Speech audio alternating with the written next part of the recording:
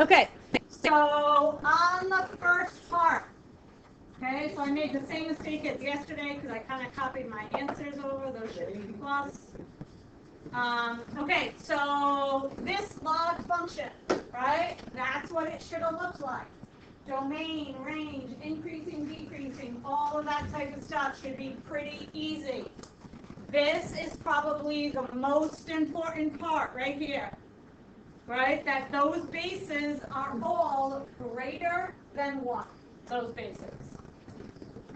I'm going to think that, all your logs should be fine. They're all pretty much the same transformations as yesterday. Any issues on that side, guys? So it's not okay to have positive right there, right? You need 1 to infinity because the back page, right, has 0 to 1. So that's telling you whether the graph is increasing or decreasing. So that's probably the most important part on both of those pages. Any issues on those log analyze? I really probably should have gone over this one first, right? Because you have your exponential, you draw in the line y equals x, and the log is its inverse, right? The log is the inverse. So you do need to separate your log graphs into 0 to 1, 1 to infinity, because 0 to 1 is going to be your decreasing, 1 to infinity is going to be your increasing. The ln, the natural log, has a base of e. E is on your calculator, so, or Desmos, whatever, right? So E is the number 2.718281828. Okay, that's a specific number, just like pi. If I take this function right here, 1 plus 1 over x to the x, right? I know it was written on here as well, right? So if I take this function right there, and I try to write the end behavior asymptotes for it. So I'm going to zoom 6 it. Where do you think the end behavior asymptote is? 2.71828, right? So that's where that number E comes from. I take that function, I look at the end behavior asymptote, and it's at 2.7182. We're actually going to use that for something in our financial section as well. Also, we find about 1.1 over x. It's just a function, right? So go back to it.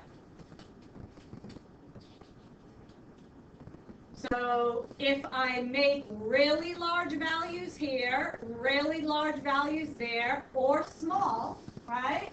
So I'm taking 1 plus a really, really tiny amount, but raising it to such a power, it has that end behavior asymptote of E. So as you go out really, really large, it's just going to approach the same number. It doesn't matter if I'm plugging in 1,000 or 1,000,000, it's still going to approach 2.71828. Right? And we're going to have that in a financial example, right? When we start talking about car loans and investments, right? That's at the end of this. We'll see that again. And that's really the reason why. What's he using? I just said that. Right? So when we have loans and when we have investments, that's what it's used for. Okay? Because we'll talk about it when you're going to be able to see it in the formula with loans and investments. Okay? All right, then what? We got, so any questions on those first 3 pages? All right, so what I want you guys to do for that last page, most of you are in groups of 3, right? So what I want you to do, right, is on that page, right, I want someone to give the answers on the top set that are all numbers and see if you guys agree with us. And then a second person can do the 1 to 5, and the last person do the 1 to 6. So just kind of verbally see if you guys agree with these problems. We need to talk about some of them. If you only have 2 people in the group, then somebody do the number ones and then somebody do the property ones. Okay, so go to it, like a minute, 2 minutes each, please.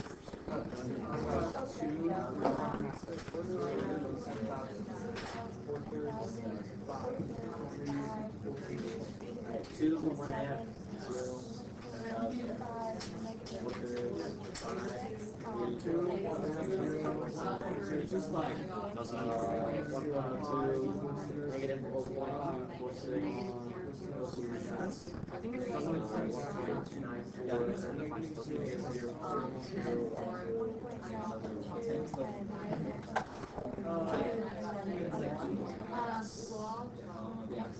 Okay, so for I said log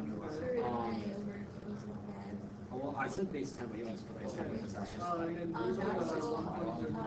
but I said log parentheses like square y so I said log square root a over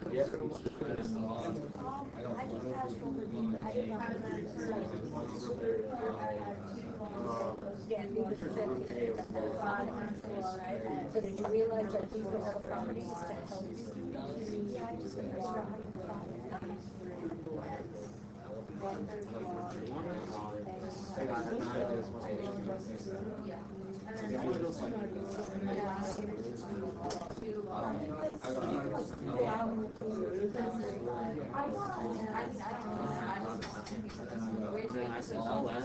Oh, on that, what was it? 2 on the second block. It should have been half block of A, right? I forgot an A there. Yeah, I forgot an A there. My fault.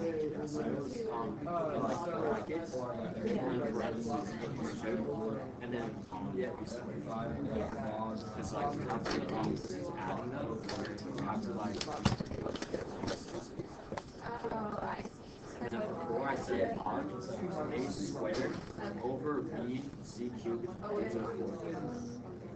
equal and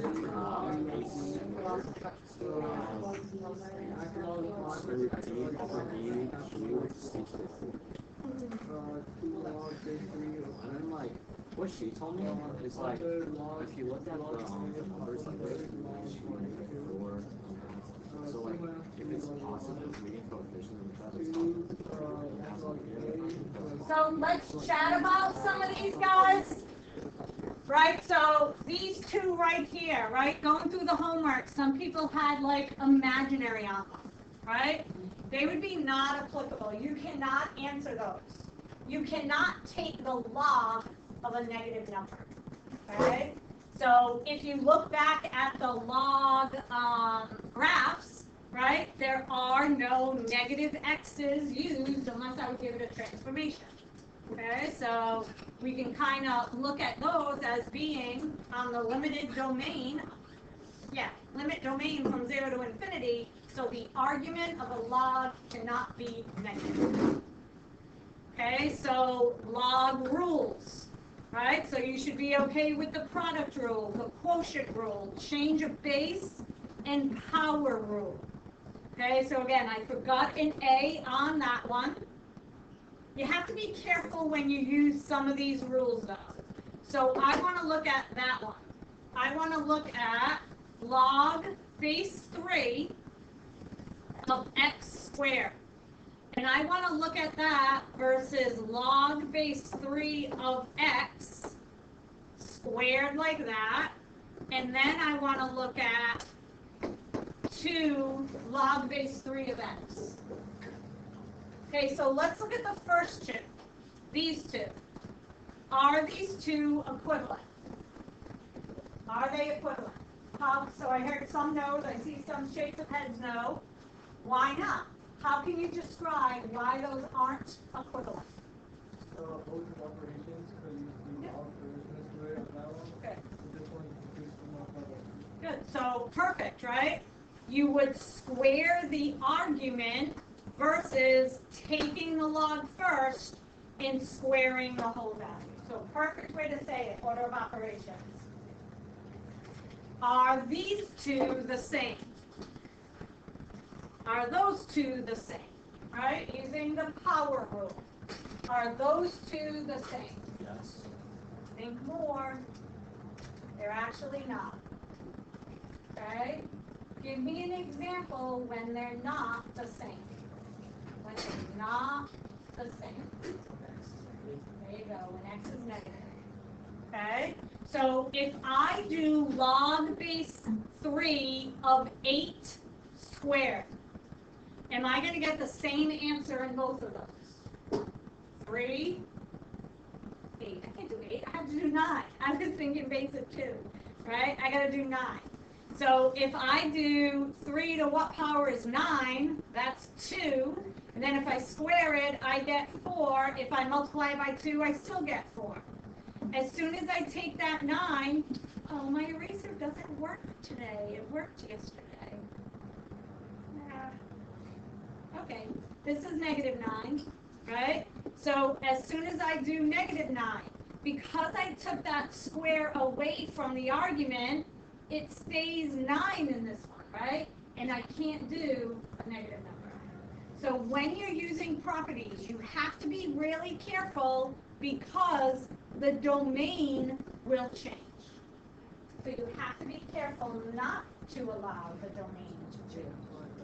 Okay? So you have to be very careful when using properties. Okay? So are there any huge issues on those properties? Right? Do you guys remember those from last year? Right? Would you think the log prior knowledge was tougher than the exponential prior knowledge? Right? So we'll have some more log stuff to do next week, and we will practice more of those. What I want to get through today is I want to get through all of our exponential kind of AP knowledge stuff. Okay? So all of our prior knowledge, whether it was exponential or log, it's kind of all base stuff. So what I want to make sure we're getting through is we're getting through the AP stuff. How are we going to look at it in a little harder way? Okay? So this is being recorded. These are all just kind of like the I can statements or the properties. You don't need to write these down. Remember that in our book, it's 3.2. In the CEB, I think it's 2.3 to 2.5 for exponential, I think. And then it becomes logs, right? So for exponential, yeah, it's 2.3 to 2.5. And then logs are 2.9. Right? So right around the midterm, we'll finish Unit 2. Whether it's right before or right after, who knows, right? Depends when we get there. Okay, so first thing we need to look at is we need to look at, how our exponential is actually created, right? So I have these two items. I have a 2 and I have an x. So depending on how I put them, how I orient their position, I can make it linear, I can make it quadratic, I can make it exponential, okay? So exponential examples, right, are things like population growth. We just talked about money and investing, okay? So just different types of word problems that you can have, okay? All right, so again, lots of words on here. You do not need to write them all down, but there are definitely ones that are important.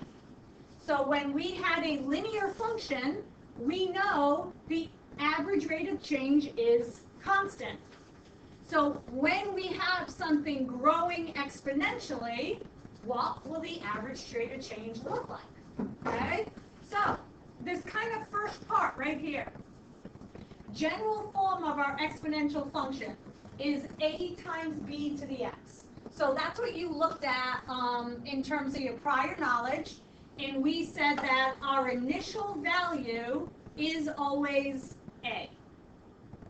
So I didn't really give you rules, right? I kind of just said graph these and analyze them. Well, why are they saying that b has to be greater than 0, but b can't be 1? So y B be 1? Why can't B be 0? Why can't B be negative? Right? Because that's what greater than 0, right? And B not being 1. And then it also says, why can't A be 0? So if I look at A being 0 in that case. So let's look at those two first, right? Let's look at the 0 situation. If I have A or B being 0, what's my function? F of x equals what? 0, right? Does 0 look like an exponential function? No, it's a horizontal line, right? So that's why it can't be 0. It makes it a horizontal line. Why can't it be 1? Why can't it be 1? 120 Say it again. 120 plus 1. So what do we get? It just gets A. So we got another horizontal line at A. Why can't it be negative? Right? So in the graphing calculator, right, I put this, and you guys don't need to put it in there. I already got it in there. Right? So let's look at what happens when B is negative. Whoops. All right, when B is negative, let me go turn that function on. Okay, so if I look at B being negative, and let's look at some points. So if I start at 0, and actually let me start at -5. I jump by 1s. Whoops, sorry, I went to go to table. All right, I've got some points there. So I've got parentheses, -2 all to the x. It gets me points though. What do you notice about those points? What's kind of true about those points? What do? They go between positive and negative. But couldn't I still draw a graph if it's negative, positive, negative, positive, negative, positive? I can still connect all those points, right? So why doesn't it show me an actual graph?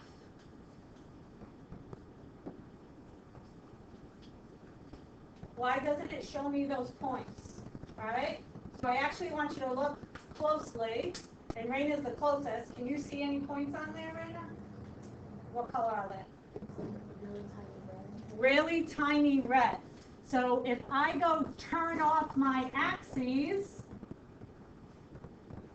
oops, if I turn off my axes, and now I graph, I think you can all see the points. All right? So there are some points there. Right? There are points there. Everybody see those, right? So James, what were you going to say? Well, you can't have it be a negative because if you have -2 to the 1/2, that's a square root of a negative, and then that doesn't work. You guys agree with that, right? So I purposely gave you a table, right, where I don't have any fractional exponents, right? So as soon as I change a table to a 0.1, and maybe I'll start at 0, there's a whole bunch of errors now, right?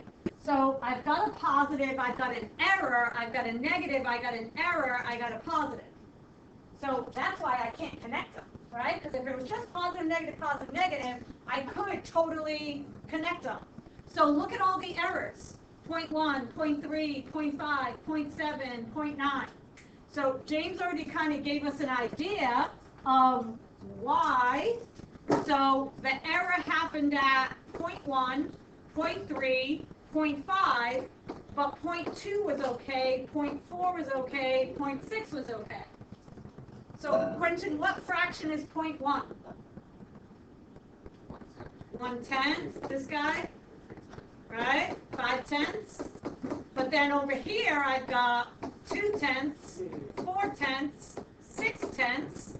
But this simplifies to 3/5.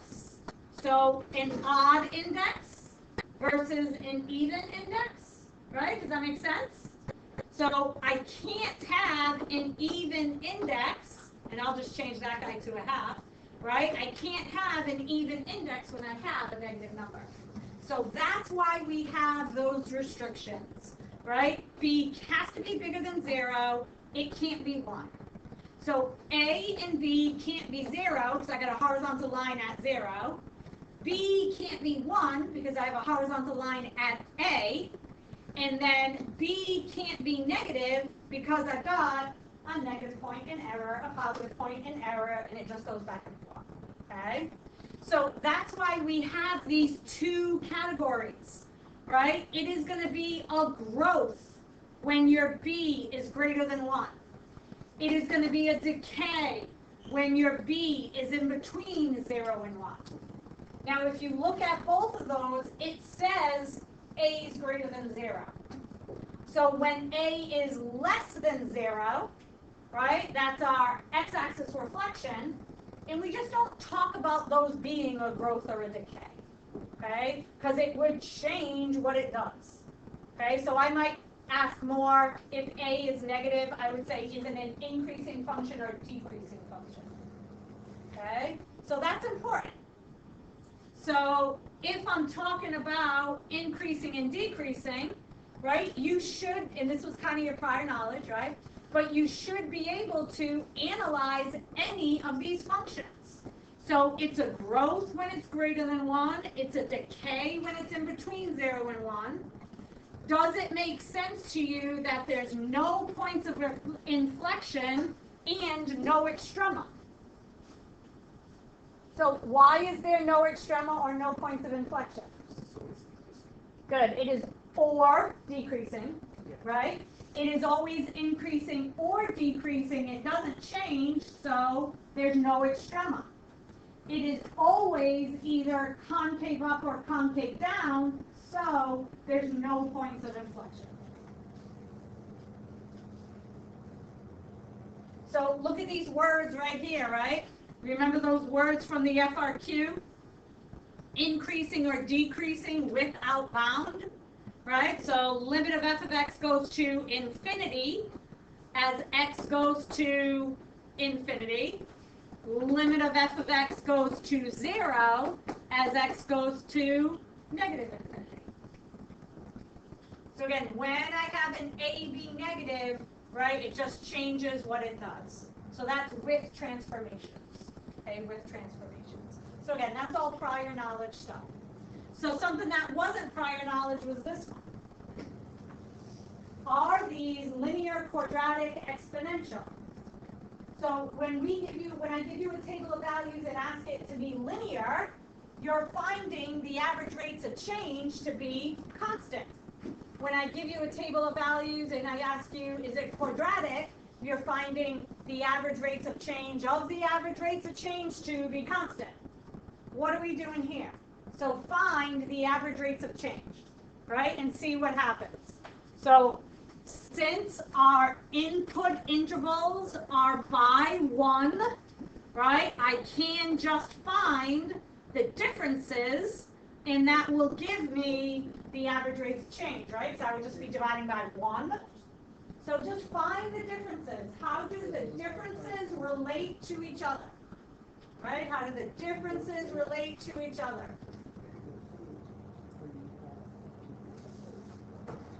So what's 3/2 minus 3/4?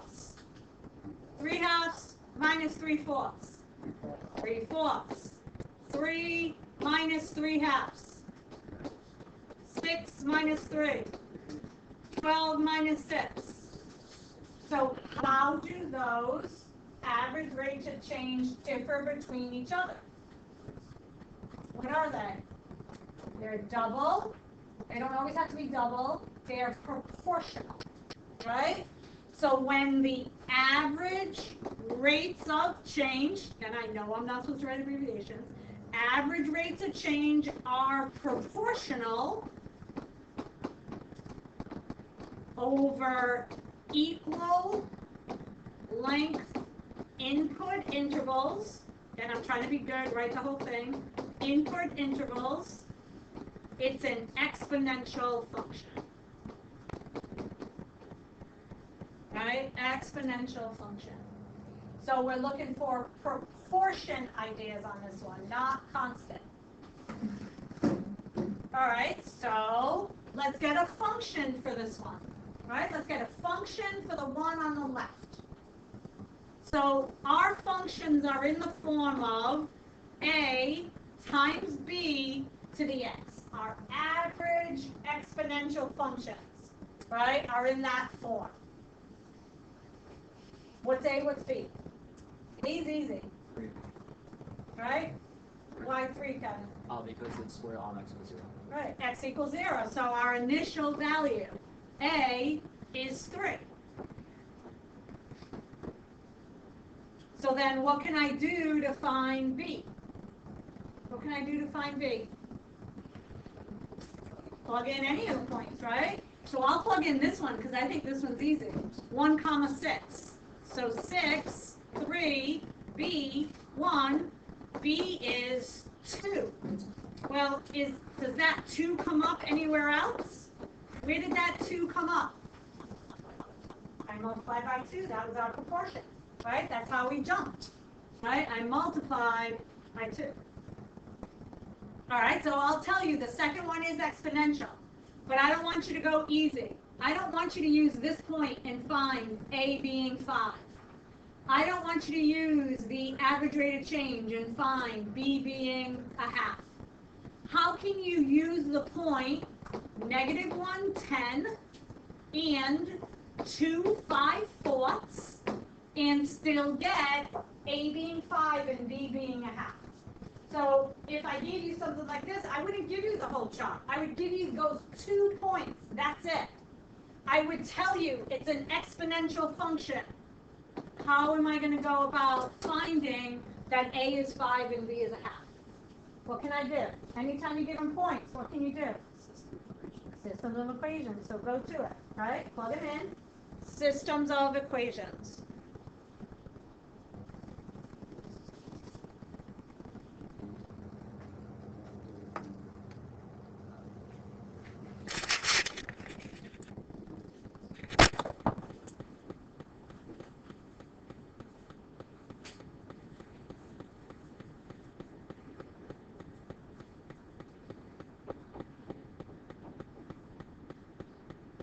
So when you guys say systems of equations, right, you should get those 2.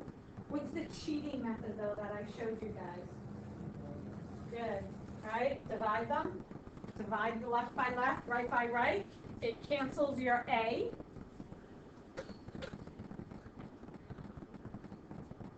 Again, you're going to know that you're right if you get B being a half and A being 5, because that's what the points are telling us.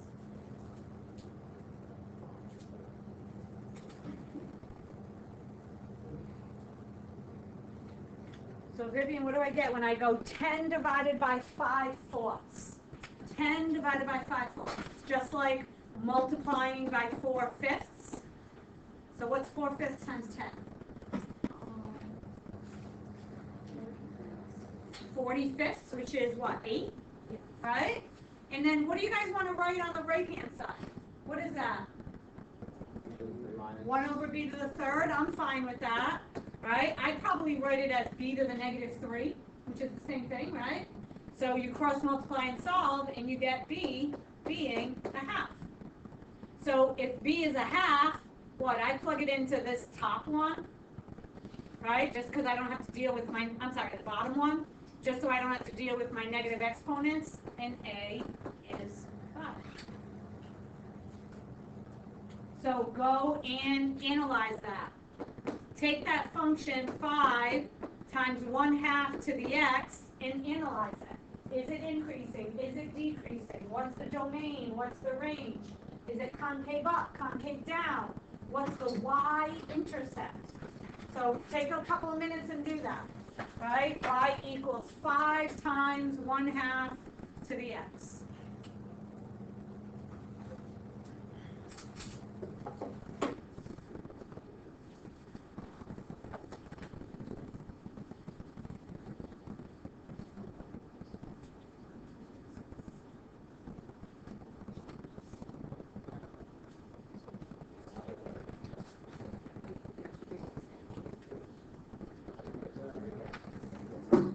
So what's our y-intercept? Not 0,1. 0,5. It's always your A, right? Always your A. So again, what do you think? Increasing or decreasing? Y? Good, it's between 0 and 1, so it's decreasing. There's no other transformations or anything like that. So Ryan, concave up or concave down? Up. Can I say that they're always up without any transformations going on? Right? Yeah, they're always going to be up, right? Increasing or decreasing, Anna?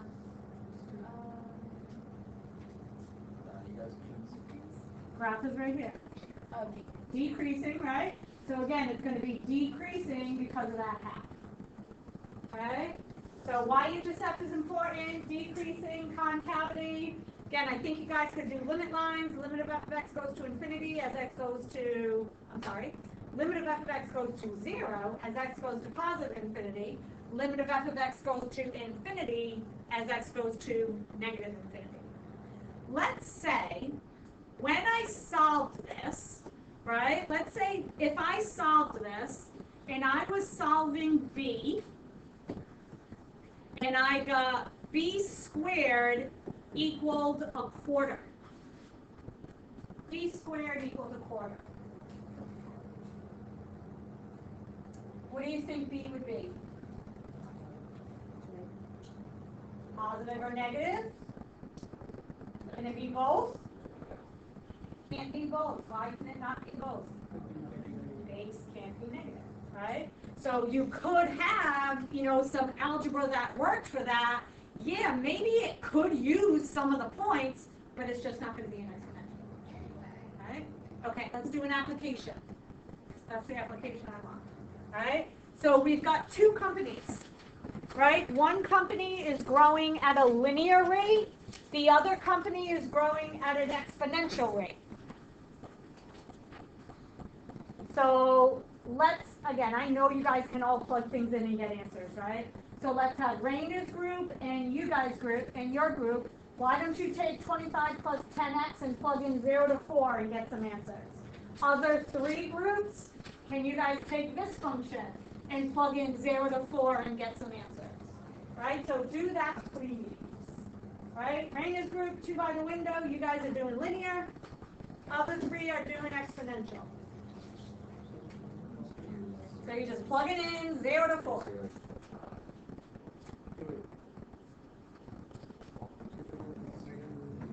You guys are doing central. So big tech versus central. So it says big tech industries has 25 locations, expanding by 10 new locations per year.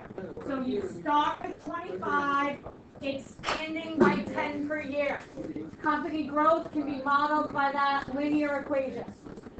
Central commuting has 25 to start the same, and they're expanding by increasing their number of locations by 40% per year. So they're making that exponential. So how about big tech people? You guys have the easier ones. Lily, how about when I put 0 in there? 25. Kevin, how about when I put 1 in there? 35. Raina, 2. 45, right? So again, it's just going up by 10. So I can fill those in pretty quickly. Mara, how about 0 for the first one? What do you get? Again? Not 0. Right? The initial amount, 25. And then again, I can't do these in my head, guys. So I see Sean having his calculator there. Sean, how about 1, 2, 3, 4? I got 30.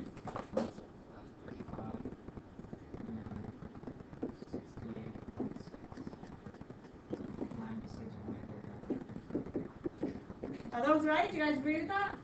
Okay. So again, the idea of these is at year 0. Were those exact or were those decimal?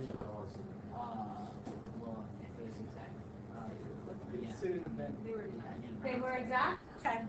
So, right, so the idea here is that these two are equal, right? And then what? Central computing kind of takes the lead, which makes sense, right? So we have some intersection points, and then we have it overtaking it. So make sure you have all of those numbers down, because there's going to be a bunch of questions that you have to answer on those. All right, you guys all have all those down? All right, so give each of them a graph. Okay, it says graph each function on the grid, compare the growth for each company. State the domain for B, the domain for C. When do both companies have the same? You can see that through the chart. What's the maximum number of locations for each company in 5 years? Okay, so do those, please.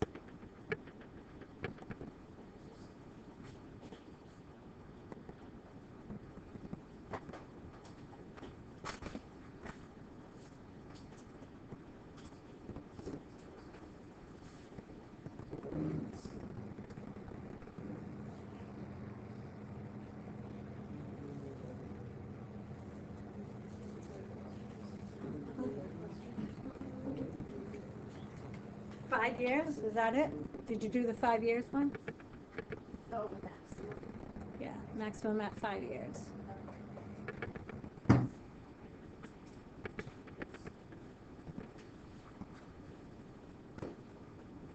So if you exaggerate this picture, right, so there are your points, okay?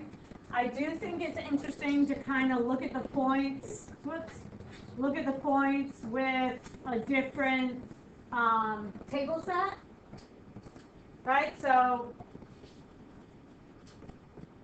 is it worthwhile to, I forget the names of them, I'm going to say the first company and the second company, right? What was it?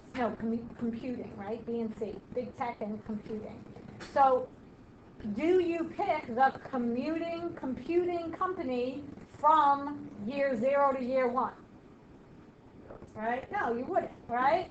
So that is where the big tech company, right, is exceeding. So if you've got one intersection, 2 intersections, right, if I exaggerate, I'm not going to worry about units, right? But if I exaggerate it, the first one is our line. At least I should put it, what was it, 25 to our intercept, right? Right?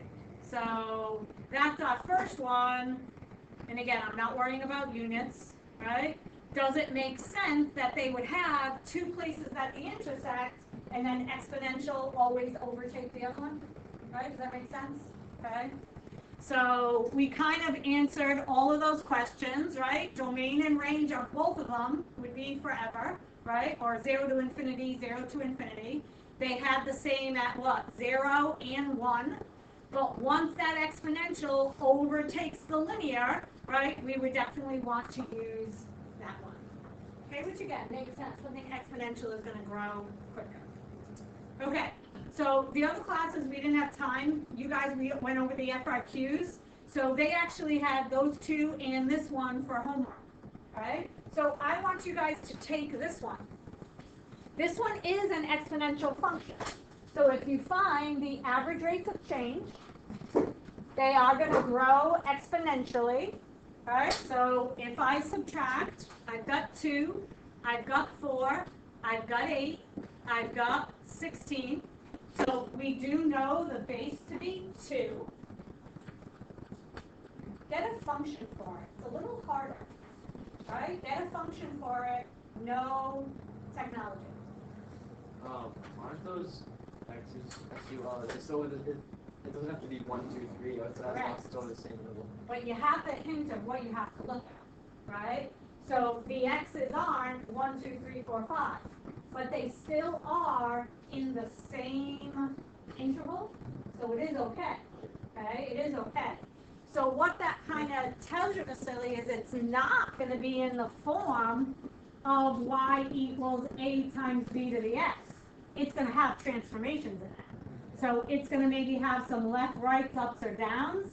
It could have a reflection, I don't think it does.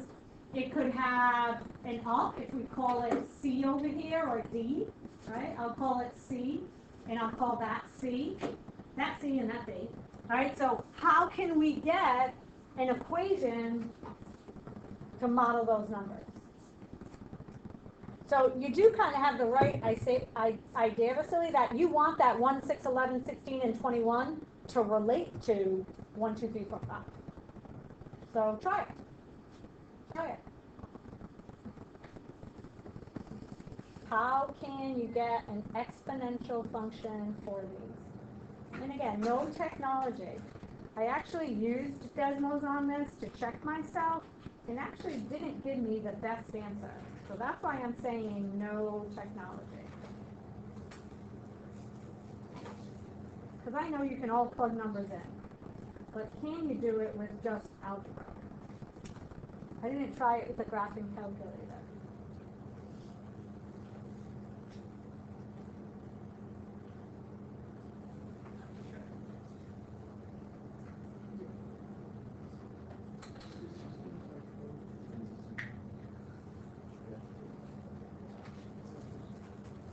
Yeah, and even the graphing calculator, it gives me what Desmos gave me, and it's actually not an exact answer.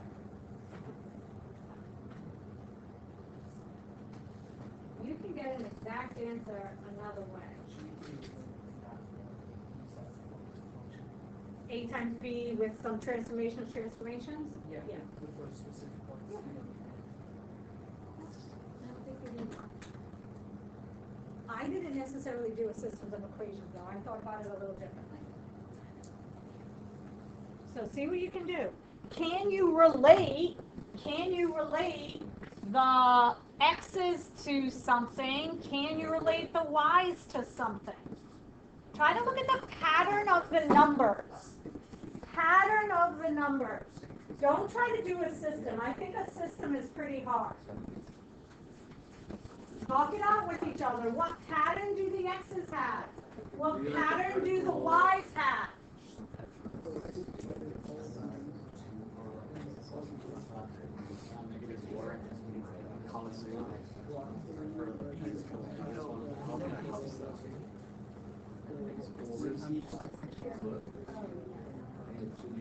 It's like with y, like, I'll be y over 0, no one's like going to then you have a y over 0,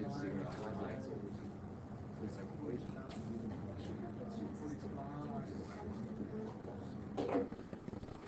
So how can you convert it to like a 1, 2, 3, 4, 5? How could you convert it to that? No calculator. You don't need a calculator. You really don't. The 2, 4, and 16 by 5.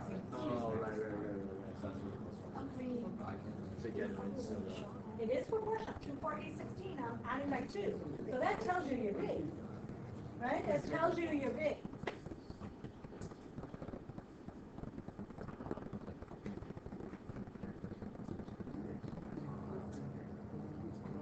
Then we had a big hint by somebody saying 1, 2, 3, 4, 5. How can you relate 1, 2, 3, 4, 5 to 1, 6, 11, 16, 21? Right? How can they relate? Where am I losing this one?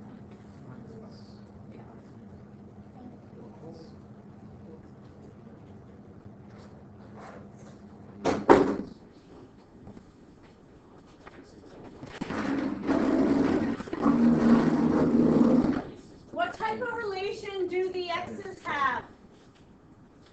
The x's with the x's, what type of relationship?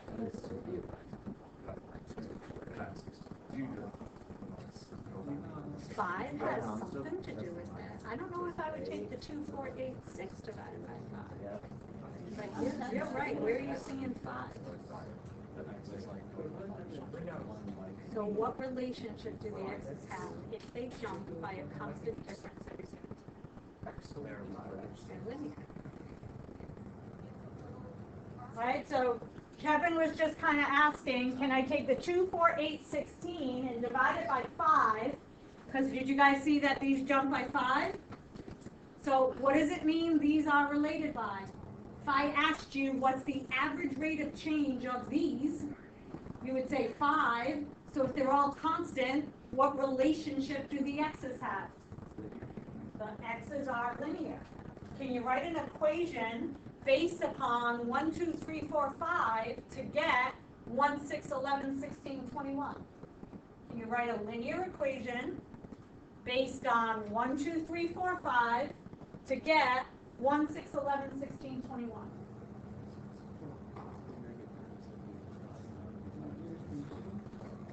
James just said 5x minus 4, right? Because you're jumping by 5, so that's where the 5 comes from. And then you try 1. 5x minus 4 gets you 1, right? Well, sorry, I said it wrong. All right, so 5 times 1 minus 4 gets us 1. 5 times 2 minus 4 gets us 6. Do you guys see that relationship? So that works. So you got something going on here. These aren't our x's though, right? These are our x's. Those are our x's. All right, so how can you relate it? How can you relate it?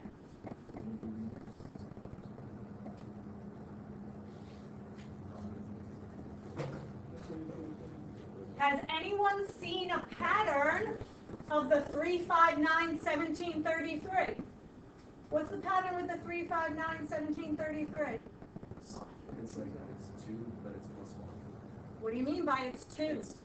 E is 2, but 2 to 1 is 2, so you have to add 1. And 2 is 4, so you have to add 1. So 3 is 2 to this red power plus 1. 5 is 2 to that red power plus 1. Does that work? So 2 to cube, 2 to 4, 2 to 5. Right? Put them together. See how can you put them together? How can you put them together for it to work? That's how you go from 1 to 1 and then 2 to 6. You have to go back to 6 to 2 and then 1 to 3.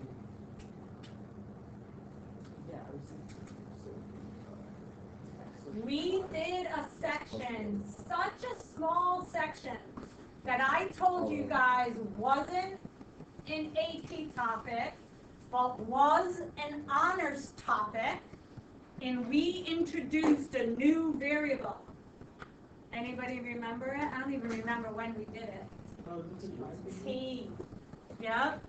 So watch, if I call this column T, right? If I call that column T, to get my X, I'm going to take 5 times T and subtract out 4.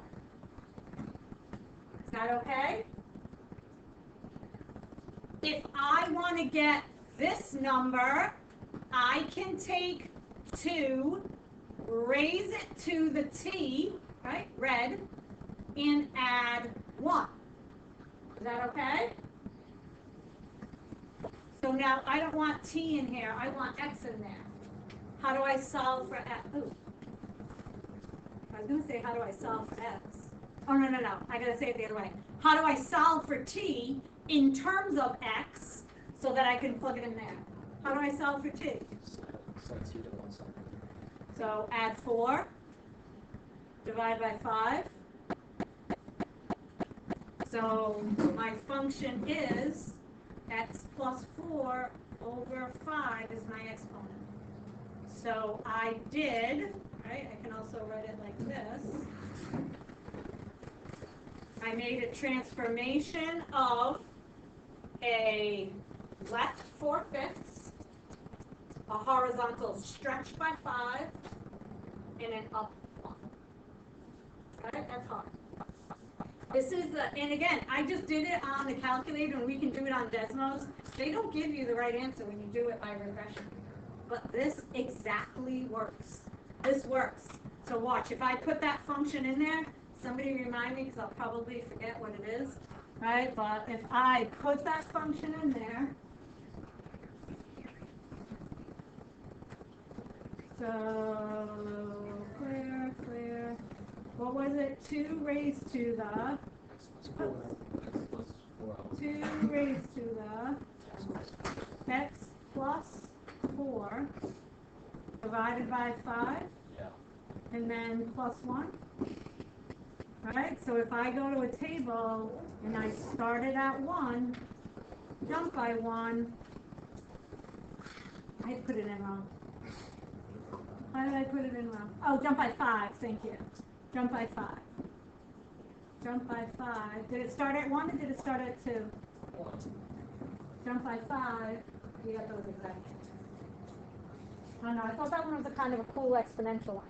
That is a hard one, right? But you have to get a third variable and take each of those x's and define it by a third variable. I just thought it was a nice example of like a parametric. Okay? All right. So we got like 2-3 minutes left. We have not finished this section. Okay? What we have left on this section is we have, looking at all of our transformations, right? You already did a whole bunch, right? But actually looking at the transformation. And if I look at something like this, how can I take that and look how it changes from just 3 to the x? So if I'm not allowed to do that plus 2, what other transformation can it be? Right? So just looking at transformations and how they can change. Looking at analyzing, and that is about it. Right? So you don't have homework over the weekend. You could definitely try some of the 3-2 homework, but I would just leave all of the transformations part out. So then homework probably will be on Tuesday. Again, we're really like 1 day for each section to put in all the AP stuff. And even though we didn't finish this, I think we'll still be okay. Alright?